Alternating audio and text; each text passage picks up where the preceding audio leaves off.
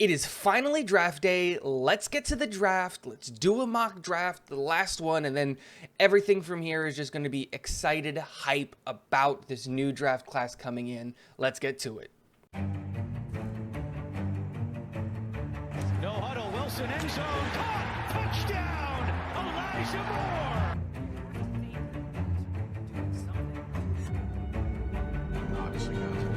Welcome back to Talking Jets with Tego. My name is Tego, and I am so excited for today. I have been trying to force myself to sleep in, do all of these extra things to really push back the time so that we can get close to the draft. Guys, we've been waiting so long for this day, and I really think that today is going to be a turning point for the franchise. I think today is going to be the day that we're going to look back and say, this is the day the Jets stopped being a laughingstock in the NFL.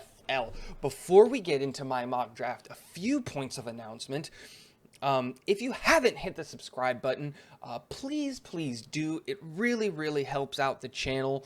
Unfortunately, it doesn't look like we're going to get to that giveaway total, but I will be looking to do another giveaway maybe towards game one of the season. We'll see how that goes, but please hit that subscribe button and that like button. It really helps the YouTube algorithm get the channel out there. I did want to take 1 second to say thank you to NFL Chaos with Jeremy. He invited me onto his show last night, and I am also tentatively invited for the Friday show. And I just want to say that like, this is why I started this Jets YouTube channel, is to have conversations and talks with people out there, other Jets fans and like-minded fans. And it was honestly one of the best times ever. I love this stuff. I love talking Jets. I love talking prospects and just football in general, and having the ability to talk with those guys and share my opinions and hear what they had to say and really like go into that was truly awesome. And I really do appreciate it. Now, let's get into this draft. So let me caveat this by saying that there is 2 versions of the first round, and in both versions, we walk away with the same player in both iterations. The only thing that changes is we walk away with the same players in the sense of like we walk away with an edge and a wide receiver. So let me go with my situation that I think is actually going to happen, which is the Deebo Samuel trade. And I think how that plays out is that the Jets go on the clock at 4 and they take Jermaine Johnson, edge out of Florida State. And then they wait till 10, and on the clock they trade 10 to San Francisco 49ers for Deebo Samuel. Deebo Samuel is now a Jet. So that, for me, is what I actually think is going to happen this draft coming up. But I don't want to do a Deebo Samuel mock because I don't want to get my hopes up. Let's just go and say, let's make our picks. Let's do our trades and things like that. Not for players, but for more picks. And this is the mock draft, in my world, the ideal situation, what I came up with. At number 4, the board went Trayvon Walker, Aiden Hutchinson, and Ahmad Sauce Gardner. And the Jets were at 4, and they got the call from Pittsburgh, and Pittsburgh wants to come up to 4, and they're willing to give us a massive haul to come up to 4 in this mock draft.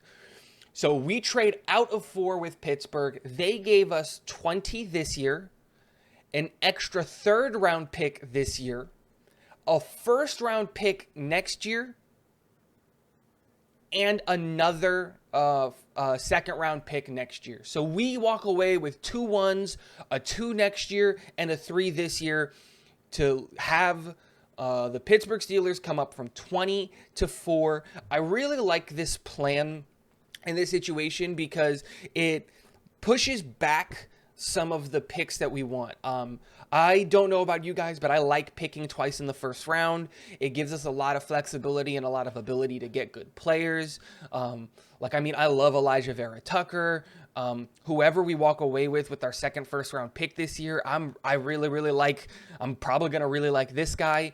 So for me, the idea of pushing that back and picking maybe a little bit later in this situation in the 20s, makes me feel a little bit better. I would rather walk away with 2 first-round picks this year and next year than take 2 top 10 picks in a draft class where I think we can all agree the high-end talent isn't really there. So the board keeps going, and at number 10, the board fell our way, and the New York Jets take Jermaine Johnson, edge out of Florida State. Now, I absolutely believe that Jermaine Johnson will not be here at 10. I think if you want Jermaine Johnson, you have to take him at 4. But the way that the board played out in the mock draft simulator that I was using, which was the Pro Football Network's mock draft, Jermaine Johnson was available there at 10, and so I took him. I ran to the board, I took him. Jermaine Johnson is my number 2 edge, ranked edge in this class. I love this kid, his athleticism that he brings. And the real thing for me that sold me on him is the amount of pass moves that we saw him present at the Senior Bowl. My concern with him coming out of this draft class was that he seemed like he wasn't asked to do very much at Georgia and Florida State. And when he goes to the Senior Bowl and he comes in with this tool belt of this arsenal of pass rush moves and secondary pass rush moves, I really, really liked what I saw from him. And I just love the kid's story, you know. He wanted to be in the NFL and he wanted to play football and he grinded through, a secondary school, got to Georgia, didn't like his playtime to Georgia, went to a lesser school, blew it up. Now he's a top 10 pick. Like, I love this kid's story. He brings it 120% every single snap. It just has Robert Saleh player written all over it, and so that's where I went with this pick. Now we're back on the clock at pick 20, and Drake London is the pick here at 20. The board played out pretty well, and he's the guy that, for me, is my number 1 receiver in this class. Jameson Williams would be my number 1 receiver, and he was off the board at this point, but the ACL injury scares me more than the fractured ankle, and so Drake London is the pick here at 20. I love Drake London because he has just some uncoachable things that you can't teach, and that's size and length. And I hear you. Oh, what about the separation concern? And my thing that I always look back at is like Mike Evans. No, I think it is Mike Williams. Mike Williams, Brandon Marshall, like these big, tall, lanky receivers don't get separation with speed or route running. They get separation with their bodies. These guys box out corners. If the corner can't get to the ball because there is a 6'4", 210-pound man in front of him, like there's nothing he can do. His length is so good, and with Zach Wilson coming into his second year and in year 1 struggling with some of the let's say accuracy, like with catchable balls, adding a guy, especially in the red zone, with this massive, and I truly mean massive, length to him that can just high point the ball, that can just box out corners and safeties and things like that.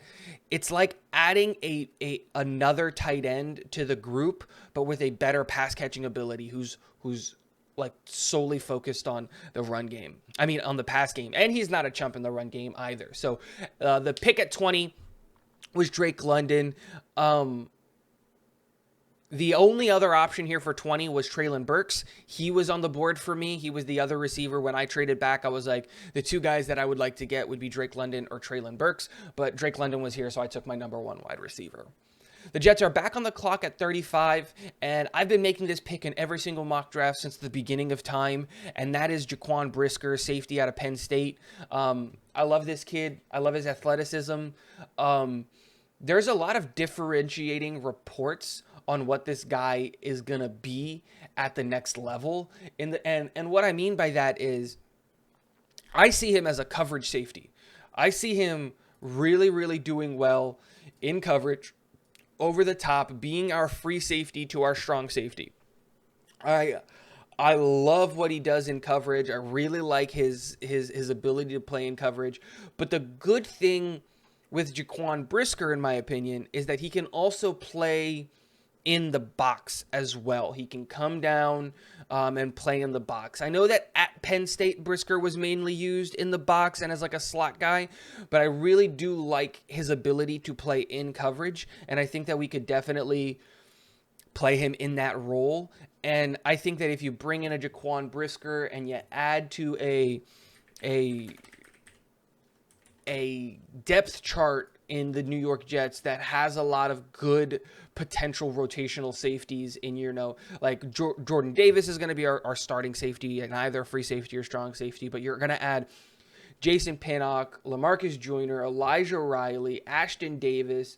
Like, these are lots of good rotational guys. And if you come in with a competition for, Ashton Davis, Pinnock, Joyner, Elijah Riley, and all of these guys come in really, really fighting for their jobs, that's a great situation for me. And they're all going to be rotational guys. And it provides us what we didn't have last year at the position was with depth at safety. And so there's no way that all of these guys can be hurt. And no matter what, we'll have a serviceable safety duo back there. And that's kind of my hope. Moving on to pick 38. This is where it starts getting a little bit more. This is what I hope happens. There's a lot of talk and there's a lot of conversation about the Jets possibly taking a tackle at 4 or 10 or like high up in the draft. And for me, I'm not against taking a tackle high in the draft. I'm just against taking a tackle in the first round. Now, if you're telling me Evan Neal or Micah Mcfadden or Charles Cross make it all the way to 10 and like Jamison Williams, Ahmad Gardner, Derek Stingley, Drake London are all off the board, then for me, I'd be like, okay, you can take a tackle there. But, and that's assuming you've taken your edge at 4. But for me, where I would like to possibly attack tackle is in the 2nd or the 3rd round. I really, really like some of the prospects there. I would even listen to you in the 4th round, but in the 4th round is, I think, where you get a lot of value in, your depth, running backs, wide receivers, linebackers, those kinds of things. And that's where I would like to make those picks. And I really, really like the guy that we're about to take, which is an offensive tackle. We're going to take Bernard Raymond, offensive tackle out of Central Michigan. I love this kid's work ethic and what he does and what he can provide. I think the best part about this kid is that 2 years ago, he was playing tight end. And in 2 years, he added almost 60 pounds. And he's still a little undersized. He's 6'6", 300, which is what his listed weight is at. And my thing is that he is the perfect developmental swing tackle to come in and play behind Mekhi Becton and George Fant. You get him in an NFL weight room, you get him to pack on like an extra 20 pounds, and I think he's got all of the tools, especially when you watch this guy's traits and this guy's like what he can do. He's got all of the tools in my mind to be a starting tackle in this league. And if we move on from George Fant next year, you're looking at your bookend tackles being Mekhi Becton and Bernard Raymond with an inside group of, Elijah Vera Tucker and Laken Tomlinson. And that, to me, blows my mind. I didn't mention center on purpose because maybe we address that later on in the draft, hint, hint.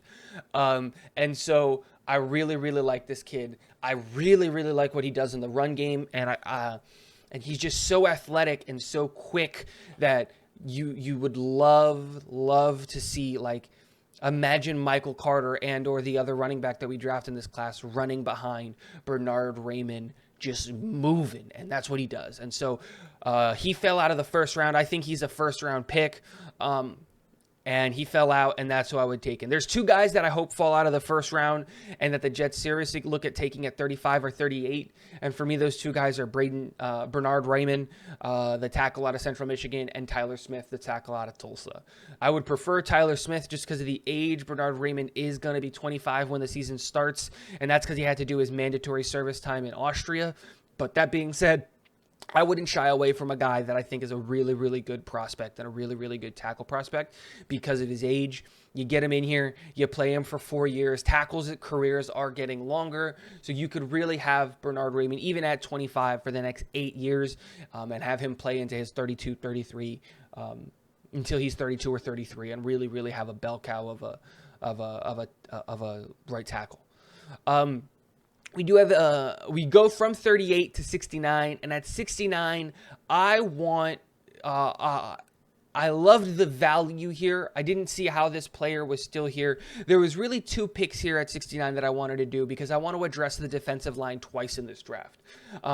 with how the New York Jets like to rotate their defensive line players to get the most effectiveness out of these guys, I really wanted to double dip on the defensive line. Now, my original plan was to go edge and defensive interior with this split, so that we can add a lot of depth. But what ended up happening is the actual pick, Nick Benito, was on the board, and there was no way that I was going to pass up on an edge like Nick Benito in this, like, especially for this class, out of Oklahoma.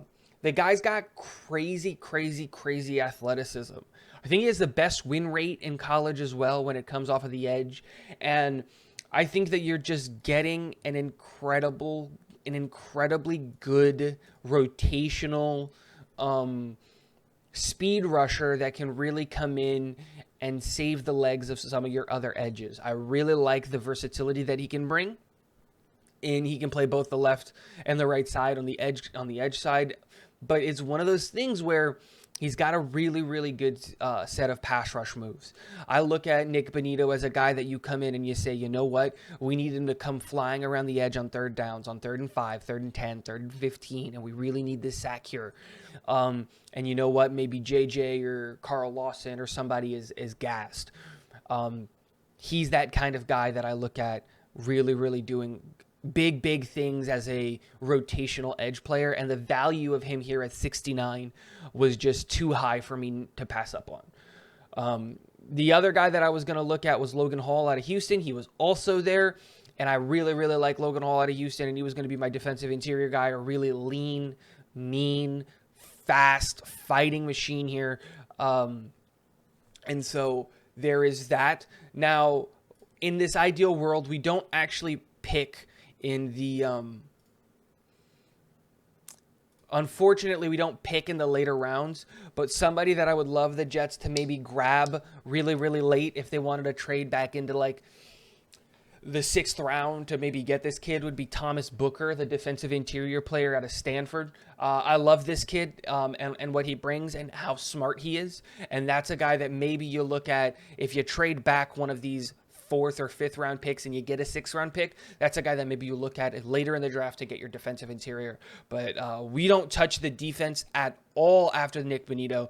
So just to recap the defensive players of this draft, we got Jermaine Johnson, edge out of Florida State, Jaquan Brisker, safety out of Penn State, and then Nick Benito, edge out of Oklahoma. I really think that this draft is going to be the reverse of what we did last year, where we went really good, impactful starter players on offense and then a bunch of depth guys on defense. I think we're going to do the opposite. Really good, impactful starters on defense and a bunch of depth guys on offense. And this is where this run of offensive players is going to start. I'm sorry, we do actually take a linebacker in the 5th round, so I was wrong.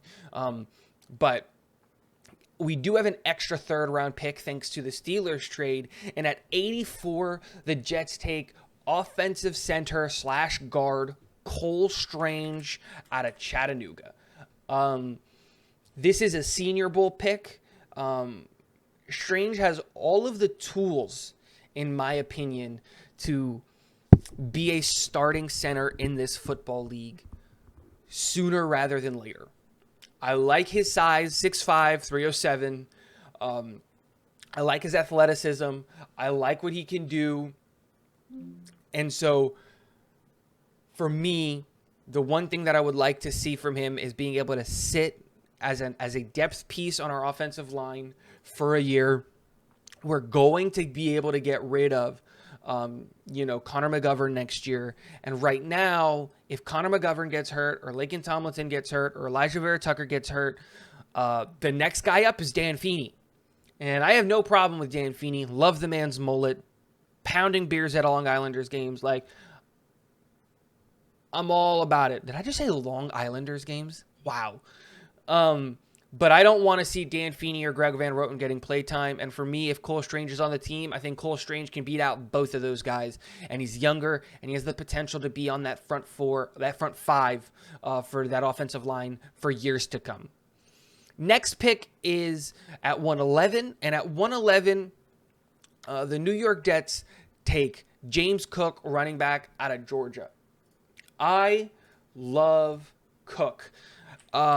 He is a wide receiver coming out of the backfield. He is the best pass catching running back in this draft. He's one of those guys that you bring in on the third downs, you set him out wide, and you essentially have like 5 wide receivers out there if you add our tight ends, right? Because you're going to come in with your 3 wide receivers, you're going to come in with a tight end, and you're just going to spread the ball out, and you're going to give Zach Wilson 5 targets, and they're all pass catching guys. Call this an overcorrection because of all of the Ty Johnson drops and all of the running back drops that we saw last year, but I really, really like this kid. And at 5'11", 200 pounds, he does have the ability to run the ball between the tackles and things like that as well. So he's being brought in not to replace Michael Carter, because I really, really, really like Michael Carter, but I want him to complement Michael Carter. I would love to see him come in and really put on a little bit of weight, because like I said, I would like to see him run between the tackles a little bit, even though we do a wide zone run scheme. But man, this guy's going to be a threat in the pass game. You bring him in, you dump the ball off to him as a safety net, and he just has yak ability. The guy can really, really move, and yeah, that's it for me on James Cook. At 117, the Jets going to take Jake Ferguson, tight end, out of Wisconsin. This is the Jets just taking a developmental tight end to sit behind our 2 guys. And in my ideal world, what ends up happening is Jake Ferguson and Kenny Yeboah end up replacing Tyler Conklin and Uzama as our tight ends. This is a great developmental piece. We've got players that can come in and that can play. Kid is 6'5", 250. Really, really good in receiving, and that's where he kind of shined at Wisconsin, was like receiving. He's not shy in the run game either. I'm not going to sit here and say that he's the best run blocker, but he's willing, and he's able, and he doesn't like give up on pass protection sets, so or run protection sets. So I like this kid as a depth piece. We can even try him because he's got like some pretty good legs on him. You can even see him, maybe try to play as that fullback role or something along those lines. But I like Jake Ferguson here, and that's it. I like this tight end pick. It's just depth at the position. That's what we're doing here on the offensive. Next pick is at pick 146, and this is a fan favorite. I know a lot of people like this kid. I really, really like this kid, and that's going to be Kyle Phillips, wide receiver out of UCLA. What can I say about Kyle Phillips that hasn't already been said before?